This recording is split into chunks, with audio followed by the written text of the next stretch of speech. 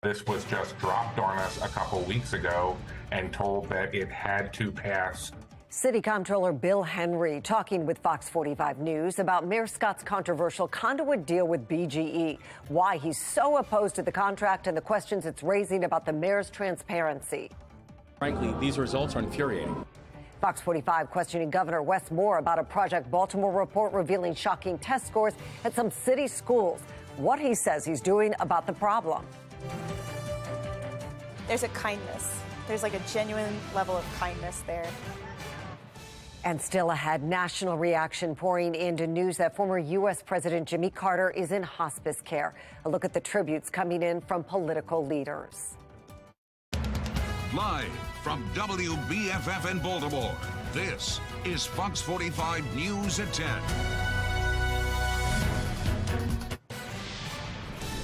We're following some breaking news out of Baltimore County. Police say the police detective heard in the manhunt for David Linthicum earlier this month has been released from the hospital. Detective Jonathan Cheese spent 10 days at shock trauma. He is now recovering at home. Police say Linthicum shot at officers before getting away from police during a barricade situation in Cockeysville. Charging documents say he shot Officer Chi after he had been on the run for more than 24 hours and stole the detective's vehicle. Linthicum is facing 3 charges of attempted murder. He will be in court next month. Good evening, everybody. I'm Mary Bubala. Fox 45 News continues to follow Mayor Scott's controversial Conduit deal with BGE. It comes just before the utility proposed a big rate hike for all BGE customers statewide, asking for a monthly increase of more than $10 a month. Now, the Public Service Commission will rule on that rate hike as City Council President Nick Mosby and Comptroller Bill Henry try to stop that Conduit deal so Baltimore City residents can figure out what's best for them. The deal is leading to some questions about the mayor's transparency. Fox 45's Vincent Hill will join us live with a closer look at those questions. But first, Fox 45 News spoke with the comptroller about his concerns about the deal. On Fox 45 Morning News, Comptroller Bill Henry doubling down on his belief that this deal was rushed. First of all, we don't know if this is a good deal or not. Wait. The contract would give BGE control of the city's underground conduit system. In exchange, BGE would pay the city $134 million for improvements between now and 2027. Baltimore would also receive $1.5 million a year from BGE in fees. The comptroller telling Fox 45 News he wants to see projections and historical data to show that what BGE is offering is a good deal. We should be expecting that the consultant that we hired last fall and are paying $50,000 to study the conduit issue, we should expect that they should finish their report and present that information to residents and officials before we make any decision. Henry says he believes the deal would take power away from city leaders, allowing BGE to bypass some city rules and regulations. The comptroller is not alone in his concerns. This administration has decided to unilaterally support this private institution that has a statewide operation on the backs of Baltimore City residents. Again, in a rush fashion. It looks terrible. The process has been rushed. People, communities feel shut out. The mayor approved the deal during Wednesday's Board of Estimates meeting, despite the city council president and comptroller sitting out the vote, hoping to stop it. The mayor insisting the deal is passed. The comptroller disagrees. The deal has not been approved because we did not attend last Wednesday's meeting as scheduled, and as such, they did not have quorum. Henry and Mosby now calling on Attorney General Anthony Brown to step in and investigate the legality of the board's actions. Well, we'll see what happens with that. Good luck to them both. As for what's next, the comptroller says the deal will be back on the agenda for the board's next meeting on March 1st. He says a lot can happen between now and then. Well, it's possible that by the time we get to March 1st, we will have done the level of due diligence that the council president and I feel is necessary to make a final decision on this. Meanwhile, Mayor Scott insists he's doing what's best for Baltimore. No, I don't have anything personal to gain. I do what's right for Baltimore, not what's right for me. Well, on Thursday, the City Council committee investigating the mayor's Conduit deal will meet. That group does have the power to subpoena records and information regarding the contract. Fox 45 News will keep you updated on the outcome of that meeting. Now, last November, Baltimore City voters passed a charter amendment preventing the city from selling the Conduit system after years of back and forth over the issue. Back in 2015, the Board of Estimates more than tripled the fee BGE pays to use the Conduit system. In response, the company asked the Maryland Public Service Commission to raise rates for city residents, just like they're doing now. There had been talk of selling the system to BGE at that time as well, but it did not pan out. And when it comes to the Board of Estimates, Councilman Zeke Cohen is calling for it to be reformed or abolished. That's not a new call either, as City Council President Brandon Scott introduced legislation that would have changed the makeup of the board. As Fox 45's Vincent Hill explains, that's leading some people to question how transparent the mayor is being. Vincent joins us now live with more. Vincent? Yeah, Mary, it's not the first time the mayor's transparency has been called into question, and a political analyst says it could hurt his chances for sitting in this office next year. Councilman Zeke Cohen is calling to change the makeup of the Board of Estimates. Cohen is proposing a complete overhaul, replacing appointed and elected members with people from the community, or doing away with the board entirely. This is an opportunity for Baltimoreans, those of us that live here, that are sending our kids to school here, that deal with the day-to-day issues, that love our city, to have a voice in reshaping it. City Comptroller Bill Henry doesn't believe abolishing the board is the way to go, but says the board needs to be reformed. This is not the first time that idea has been presented. We had such a charter amendment before us when the now mayor and I were both in the city council. Here is then council president Brandon Scott calling for transparency. Changing the Board of Estimates makeup is one way for us to increase transparency and to do our due diligence on how taxpayer dollars are being spent. That bill failed in 2020. Fast forward to today, and David Williams of the Taxpayer Protection Alliance questioning Mayor Scott bypassing the board in the Conduit deal with BGE. I don't know why there's such a rush by the mayor to do this deal, and something just stinks that he is trying to do this in such a manner that is non-transparent. This is the second time in recent months that the mayor's walked back on something he said as council president. It's a contribution. There's nothing else to say. You condemned it, though, 3 years ago. In December, finance records show Mayor Scott accepted a donation from city contractor J.P. Grant. The same contractor he returned a donation from during his time as council president because Grant was accused of illegally giving former Mayor Catherine Pugh $170,000. Political analyst John Deedy says this could affect the mayor's chances for re-election.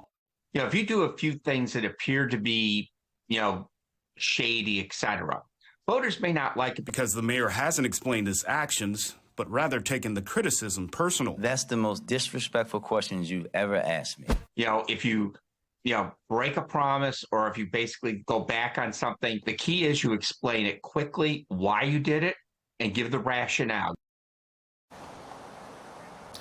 Now, for BGE customers, you can expect your bill to go up about $10.36 a month, about $124 annually because of that deal with BGE. For now, we're live at City Hall in Baltimore. Vincent Hill, Fox 45 News. Vincent, thank you. You can find our full interview with Comptroller Bill Henry on our YouTube page. Just point your phone's camera at the QR code right there on your screen. It'll take you there. You can also search Fox Baltimore on YouTube to find our page. Well, it was a tough week for the mayor overall, along with questions about the Conduit deal. The mayor was also pressed after multiple teenagers were shot, along with a 15-year-old girl from Mervo High School. Fox 45 News asked residents about the mayor's performance and got mixed reviews. I believe that the mayor has done a great job, honestly. I'm giving him a D right now. If he was up for re-election right now, he wouldn't win.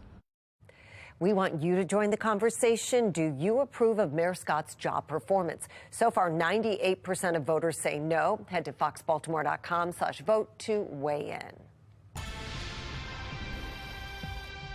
Well, Fox 45 News had the chance to press Governor Wes Moore for answers about some of the biggest problems facing Baltimore today after he attended a church service in observance of Black History Month in the city today. I also know that we are standing here in a congregation of people who are moving in the light of understanding that the history that we are making, that history is now. Fox 45 pressed the governor on a recent Project Baltimore report showing nearly 24 schools where not a single student is doing math at grade level. The governor says the state is working to improve schools, pointing to the $500 million additional dollars he is sending to the Kerwin education plan as part of his budget, but saying there needs to be accountability to go along with that funding. Frankly, these results are infuriating. So much of the leadership is done on the local level. So we don't, when I think about what the state can do, the state can make sure that we're providing support, the state can make sure that we're providing guidance, and the state can make sure that we're providing accountability. But we are urging these local jurisdictions to be able to make sure there is clear accountability for the results that we are seeing in Baltimore and also across the state. And while the governor is giving millions to the Kerwin plan, which already calls for millions of dollars in new spending for schools, Project Baltimore is reporting the governor plans to cut funding from the Boost program.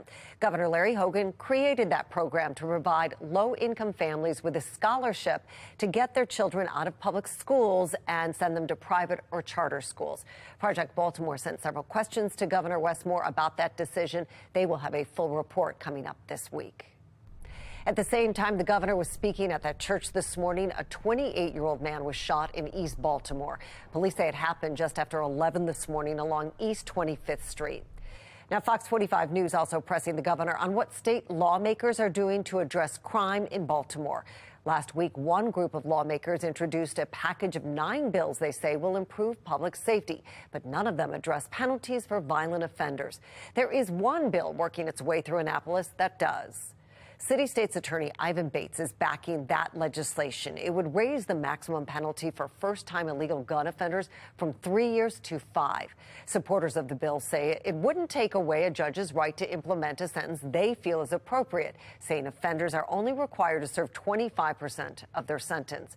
But not everybody believes tougher sentences will deter crime. Governor Moore says while he supports this legislation, he agrees more needs to be done. We think it needs to be a really holistic approach, and that while the sentencing pieces were very involved in that, the sentencing alone is not going to solve this challenge.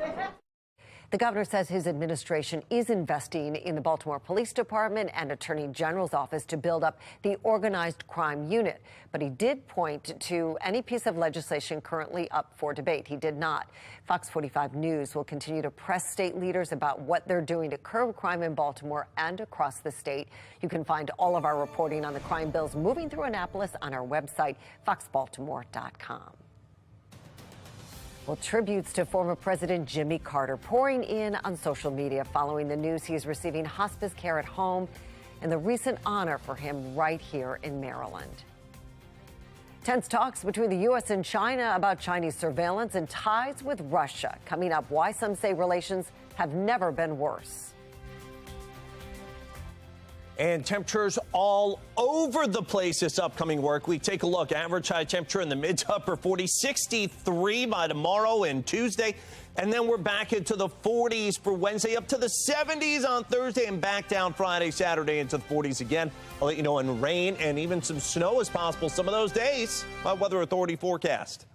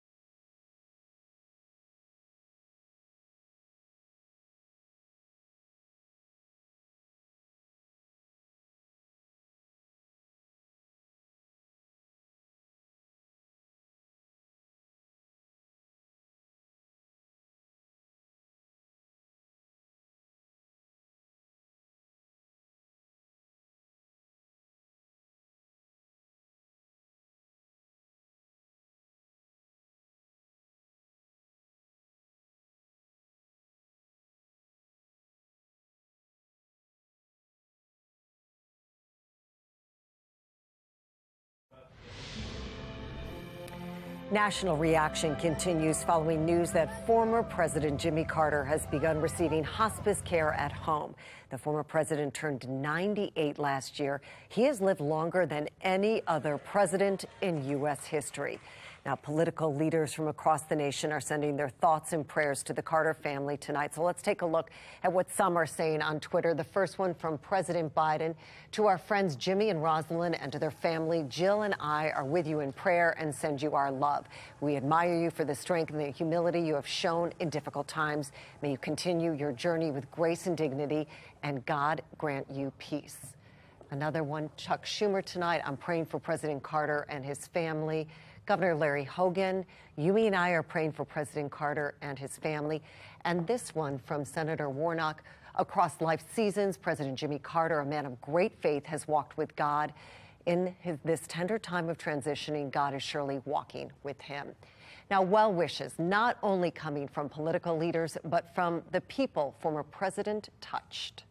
When I was sick, he sat with me for an hour. Whether you believe in his political persuasions or whatever you think, you know for a fact, being here, that they're genuine people that care. There's a kindness. There's like a genuine level of kindness there. Former President Carter attended the U.S. Naval Academy in Annapolis. He graduated in 1946. On Friday, the school renamed its engineering building after the former president. Well, actor and comedian Richard Belzer has died after reportedly dealing with several health issues. Belzer began his career as a stand-up comedian in the 70s. He is best known for his role as the cynical but reliable detective John Munch. The character made an appearance on several shows, including, of course, The Wire, which was based here in Baltimore. He was beloved. He was 78 years old. Developing now, world leaders gathering in Munich, Germany this weekend for a high-stakes security conference. Secretary of State Antony Blinken says intelligence indicates China is considering lethal assistance to the Russians for the war in Ukraine. Another top concern, China's surveillance program. National correspondent Atra El-Nashar has the latest.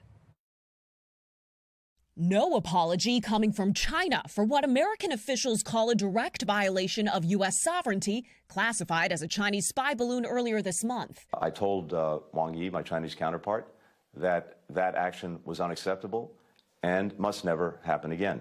China claims it was a weather balloon that veered off course and criticized the Biden administration's response as near hysterical. Republicans in Washington called it too weak and too late. Bipartisan collaboration now happening to decide how the U.S. should address and prevent future threats of Chinese aggression, not just against the U.S., but also Taiwan. When we talk about particularly export controls, this balloon, by the way, had a lot of American parts in it. We don't have to sell them the very technology. They can put it in their advanced weapon systems. A high-stakes, delicate balance of standing up to China without pushing them even closer to Russia, and provide them with lethal support ahead of this week's one-year mark of their invasion of Ukraine. I made clear that that would have serious consequences in our relationship. I don't want to get into the details in this moment, but there are various kinds of lethal assistance that they are at least contemplating providing, to include weapons. A move that would almost certainly cause irreparable damage to the U.S.-China relationship. To the Chinese, if you jump on the Putin train now, you're dumber than dirt. It would be like buying a ticket on the Titanic after you saw the movie. Secretary of State Antony Blinken accusing China of trying to have it both ways. Chinese Foreign Minister Wang Yi, who's visiting Moscow Monday, still not condemning the invasion, but at the Munich Security Conference announcing an upcoming peace plan while using language seen as trying to drive a wedge between the U.S. and Europe. Tensions between the East and West worsening as the world watches China's every move. In Washington, I'm Atra El-Nashar reporting. Former Governor Larry Hogan is looking ahead to the 2024 election. The governor has said he is seriously considering running for president himself, but has not committed yet. On NBC's Meet the Press this morning, he doubled down on his criticism of former President Donald Trump, saying if Trump does win the Republican nomination, he would not have Hogan's support. I'm a lifelong Republican who wants to support the nominee of the party, whoever that is. However, I've said before I didn't support Trump. I wouldn't support Trump. I'd put the country ahead of party and not put somebody in that should not be the president. The former governor adding if he thought his candidacy would help Trump win, he would consider not running at all. Fox 45's Mackenzie Frost sat down with the former governor as he left office for a one-on-one interview where he addressed his next political steps. You can find the full interview on our website, foxbaltimore.com.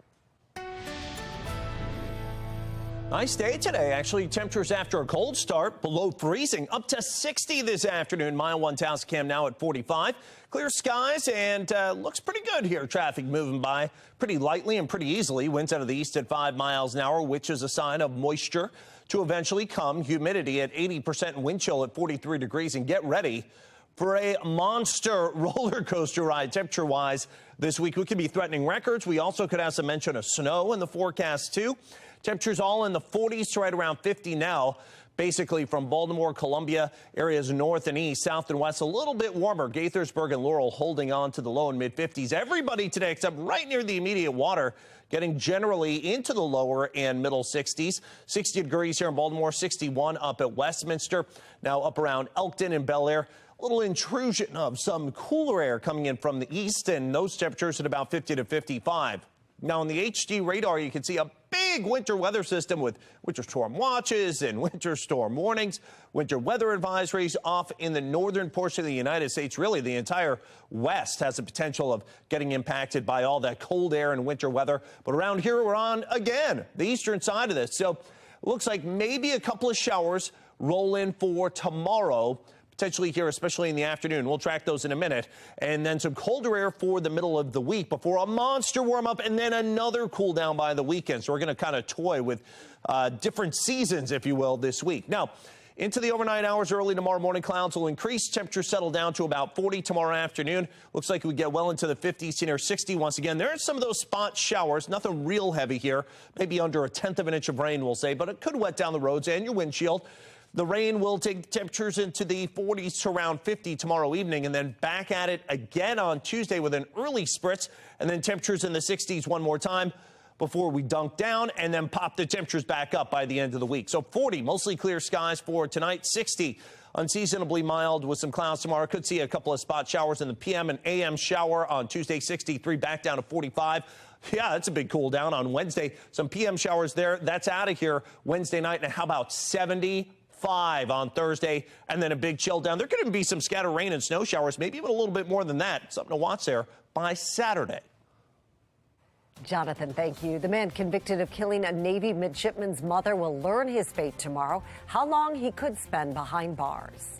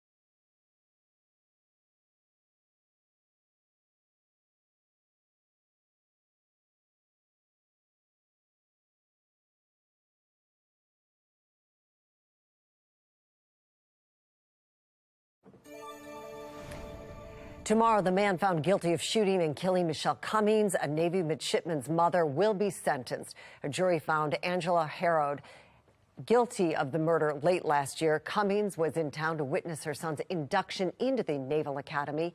She was hit and killed by a stray bullet outside the Graduate Hotel in June of 2021. Harrod faces life in prison.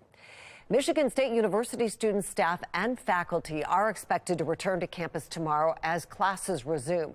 That marks 1 week after a mass shooting killed 3 students and injured 5 others. School officials say they're stepping up security on campus and asking instructors to accommodate students throughout the rest of the semester. As of Sunday, more than 22,000 students signed a petition urging the university to hold hybrid or online class options. Officials say those arrangements will depend on the class and the instructor. Some courses lend themselves to that type of option, some do not. And so it'll all depend on these instances. But all faculty have been asked and instructed to make sure that they will engage with their students around these type of questions, and that they engage in a manner that is empathetic and appropriate for the circumstances. The university is arranging to cover the medical costs for the 5 students injured in the shooting. 4 are still in critical condition. A major news-gathering organization in some hot water as a former employee says he was fired because of what he is calling extreme bias. What claims he was trying to expose in tonight's Full Measure report.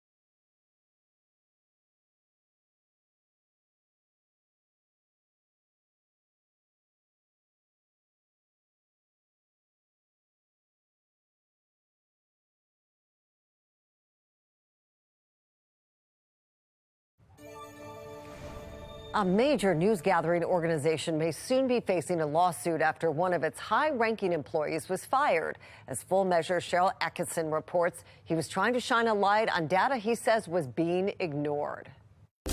We tell all sides, but take none. This disturbing story begins at Reuters, a media conglomerate and news agency that reaches billions of people a day. It promises freedom from bias, where there's no bias and no agenda. But the hard truth inside Reuters was far different than the advertisements, according to Zach Kriegman, who was the company's director of data science. It started when Kriegman says he noticed the news division pushing a one-sided narrative in support of the Black Lives Matter core claim that police are biased towards shooting black people. And I found out that that core claim was false. What you discover is that police shoot whites disproportionately to the rate that whites murder police officers, white criminals murder police officers, and they do not shoot black suspects disproportionately to the rate at which black criminals murder police officers. In fact, they shoot substantially less black suspects than you would predict based on the number of police officers murdered by black criminals. Kriegman says as a data scientist, he relied on a wide body of research, including from African-American researcher Roland Fryer. The research further implied, he says, that the allegedly false storyline about police shooting blacks was actually responsible for the deaths of black people. Black Lives Matter falsehoods were driving thousands of murders or causing thousands of murders of black people, people who would be alive today if not for those falsehoods. So you have this information, you think it's important, ethically important to the news organization, but you're worried about bringing it forward. What did you decide to do? So ultimately, I decided to basically just summarize the academic research into a post that I posted on an internal forum to try to just start a discussion. What was the response you got? The response was incredibly angry, personal attacks directed at me, but also like highly racialized attacks. Kriegman says he complained to the Human Resources Department at Reuters that racialized attacks against him were blocking an important discussion about the veracity of Reuters reporting. The result? He was fired. Reuters declined our interview request, but a spokesman told us Kriegman held no editorial position at the company and that Reuters reports on topics related to race and equality and the BLM organization in a fair, unbiased, and independent manner. Kriegman has filed a complaint over his firing with the Massachusetts Commission Against Discrimination, a required step before he can move forward with a lawsuit against Reuters. For Full Measure, I'm Cheryl Atkinson. And you can watch Full Measure Sundays on Fox 45 at 10 a.m. Well, another week closer to baseball season and the expiration of the Orioles lease at Camden Yards. That's coming up next. What the team's chairman and CEO had to say about it.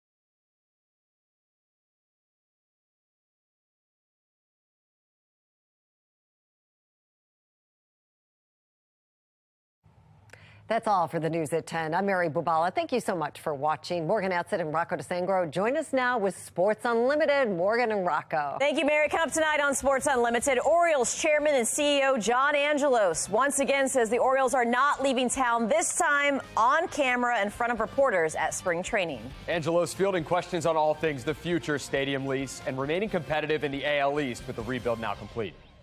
When you think of baseball in town and greatness, the name Ripken might come to mind. Cal's son Ryan Ripken, now retired and a baseball insider, joins us in studio to break down the Orioles' upcoming season. It has been a grand weekend of baseball in Tampa for Maryland and its season opening series against USF, with the Terps' bats pulled off for the third straight day. Fresh off their first win against a top 5 team in 7 years, with the Terps fans storming the court, Maryland laid an egg in overtime in Nebraska. We'll have details in it. Sports Unlimited starts after this.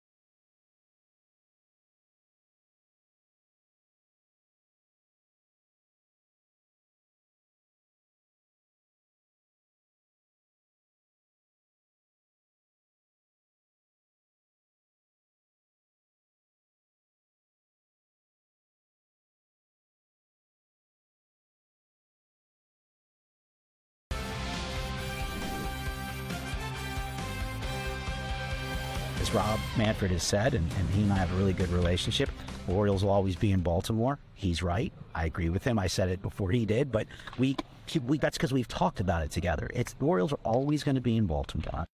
That would be Orioles chairman and CEO John Angelos on the future of his ball club. The Orioles are staying in Baltimore, he says. Hey, everyone, welcome to Sports Unlimited. He's Rocco DeSangro. I'm Morgan Adsett. Those are comments we've heard from John Angelos before, written this time straight from the horse's mouth at spring training as pitchers and catchers. They wrapped up day 4 with position players reporting tomorrow. Baltimore sports fans can't handle another team packing up in the middle of the night and leaving town. It would be devastating. In a since-dismissed lawsuit, Luis Angelos claimed that his brother John could move or sell the team. John has shot that down multiple times. You just heard him say the O's are not going anywhere. But what about the lease at Camden Yards, the one that expires on December 31st? I mean, I'd love to have that as an all-star break gift for everybody, really, in the community. There's just no there other than we're going to get that done, and that's always been one of the things I committed to. And I have no intention of not seeing that happen. I know the governor and his folks are just as keen on it as we are. If that rings true, by summer, we'll know just how long the Birds will remain committed to this city. How long will they commit to their baseball ops leaders and manager Brandon Hyde? Well, both are entering year 5 with the rebuild complete and the team talking postseason.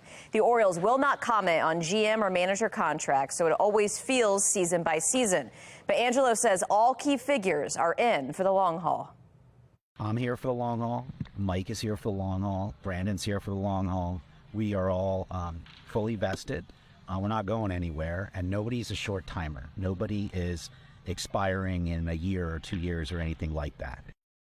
And Morgan, since we're talking about the O's, we got to talk about the future of the ball club player-wise. Despite having the lowest payroll in baseball last season, the O's just barely missed out on the playoffs. Now imagine if the team spent a little bit of money, maybe went out and got a big-time free agent.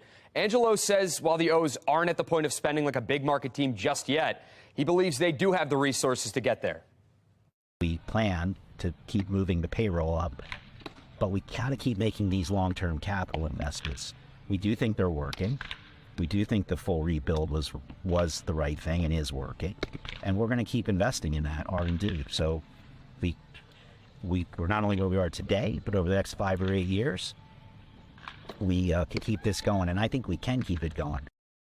And join us now to break this down even further. A name very familiar around the area, now newly retired into broadcasting, Ryan Ripken. Thank you so much for joining us. Of course. Thanks for having me, Morgan. Let's jump into John Angelos. I mean, I know the fan base is really kind of wanting to know. You say the commitment's there, still waiting on the lease. Just what are your overall thoughts on the stability of the Orioles being in town? Well, I know it's a very sensitive subject, right? Because it's been something that's been ongoing for a long time, and it makes people tense because people love the Orioles. People want to see the team here. And I can say confidently it's going to be resolved. I think it's just the wording, the verbiage of how things have gone has made people uncomfortable. But make no mistake, Major League Baseball wants the Orioles to stay in Baltimore, and I don't see that changing for the foreseeable future. All right, and this season in particular, high expectations. The rebuild word, no more. It's done. Mike Elias is saying postseason. What are your realistic expectations for the Orioles? This is the next step. I mean, regardless of what it was, the team is now ready to win. And where that goes, we're going to find out, but the team took a massive jump, exceeded all expectations, and it's going to come down to a lot of the young players. But make no mistake, they're capable of doing it, and I think fans should be excited about the Orioles pushing for a postseason berth. Mike Elias is very careful when he talks about the rebuild being done and the expectations for this season. He always throws in how tough the AL East is, how competitive it is from a payroll standpoint. Do you think any of those could kind of be stubbing the toe out of the gate early on, just competing with the big payrolls and the big-time names and the veteran leadership on these other clubs that the Orioles don't have? Yeah, I mean, it's definitely going to be a talking point, but if you look at what the Tampa Bay Rays have done for a while, that's been the blueprint of success without a big payroll, and I think you get comfortable with the system. The Orioles are right on the cusp right now. Yes, the Yankees are always going to be there each and every year because, let's just face it, they're going to spend money, and it's a big market in Boston.